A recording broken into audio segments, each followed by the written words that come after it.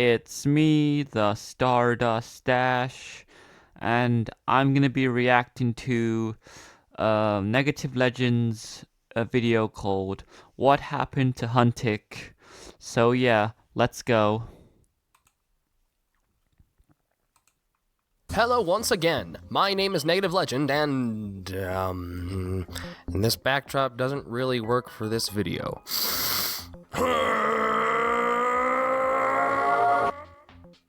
There we go. I'm Negative Legend, and I'm here to answer the question, what happened to Huntik? Secrets and Seekers. God, I really miss that show. If you don't know what Huntik is, it was a very old cartoon or show, I guess, that came out back when 4Kids were around.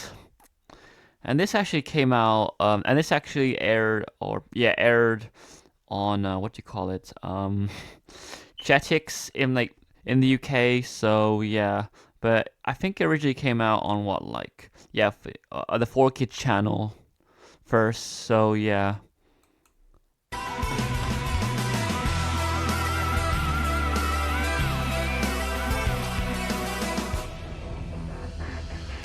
Huntik was an Italian-created cartoon directed by Eugenio Straffi, who is also known for the creation of Winx Club.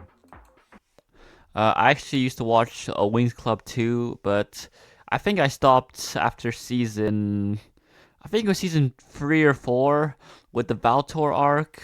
Uh, so yeah, I did watch the Wings Club movie where where Bloom finally meets her parents, I guess. So yeah.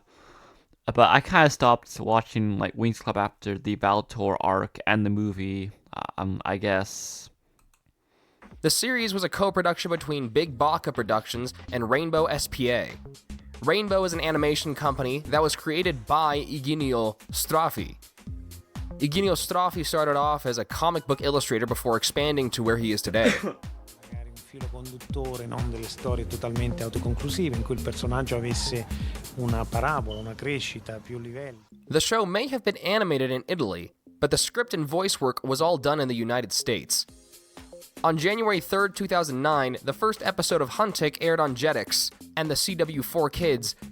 Oh yeah, that one as well, I guess. But that's more of an American channel, such as the Hub Network. If you guys don't know what that is, it's where My Little Pony: Frontier's Magic mainly aired in America. Because here in UK, we actually got it only on. I'm assuming it was Pop or something, or UK Pop.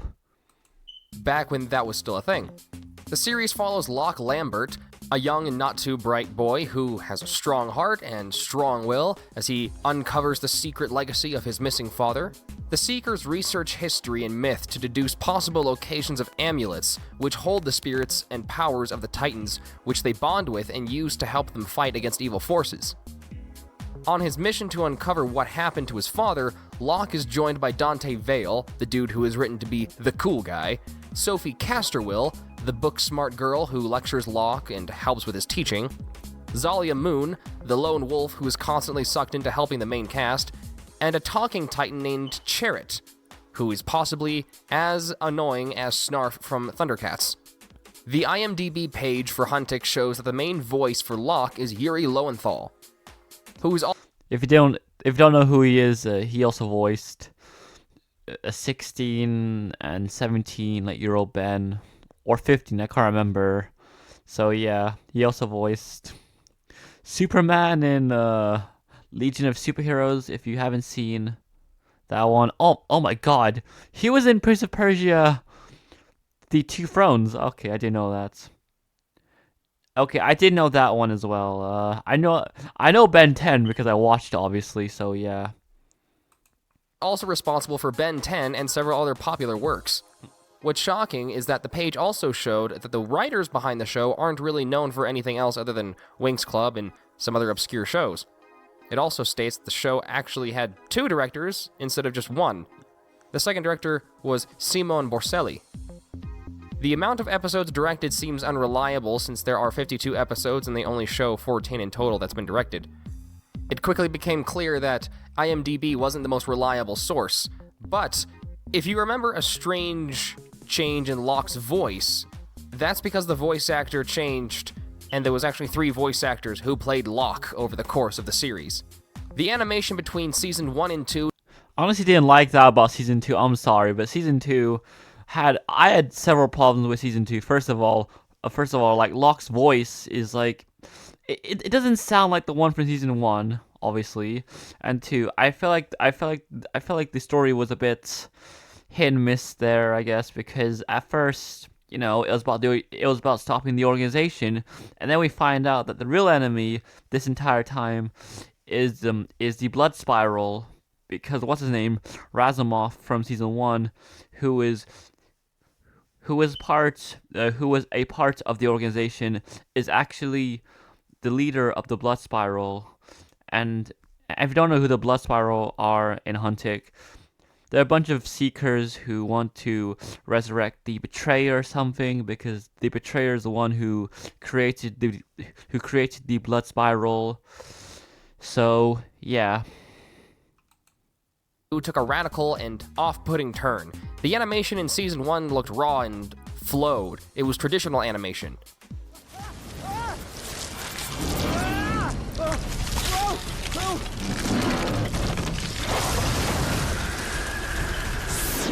It's undying! But Season 2 was stiff and lifeless in certain episodes. Not all of them, but they were animated with Flash in the same way you'd see on Newgrounds during the dawn of modern internet. However, the intro sequence had a huge boost from Season 1 to Season 2, so at least there's that. I don't know how I feel about Season 2 opening. I mean, like, it's kind of cool, but to be honest, though, Season 1, I like Season 1 more, to be honest. Like Season 2, I don't know exactly how I feel about this.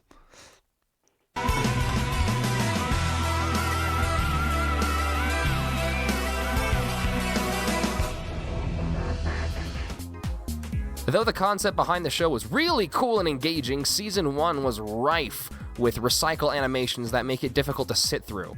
You know the scene where the Power Rangers form the Megazord and how they use the same clip in every episode? Imagine that, except there's an animation for each character summoning a Titan that they play each time a character summons a Titan. Fight with us! Sabriel! Poison them! Venom Master! Assault!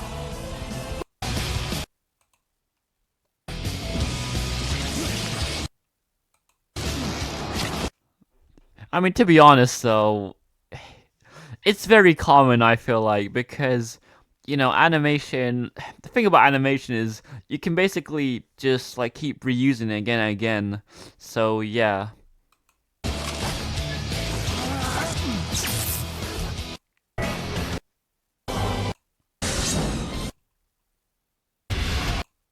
Please.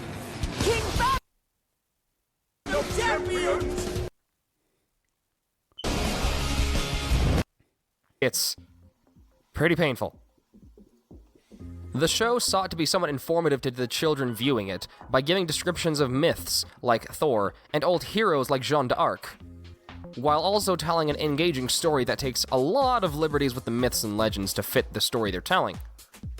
If I'm to be honest, as I was watching the show for this video, it's pretty clear that it aged very poorly if you aren't looking at it through rose-colored glasses of bleeding nostalgia.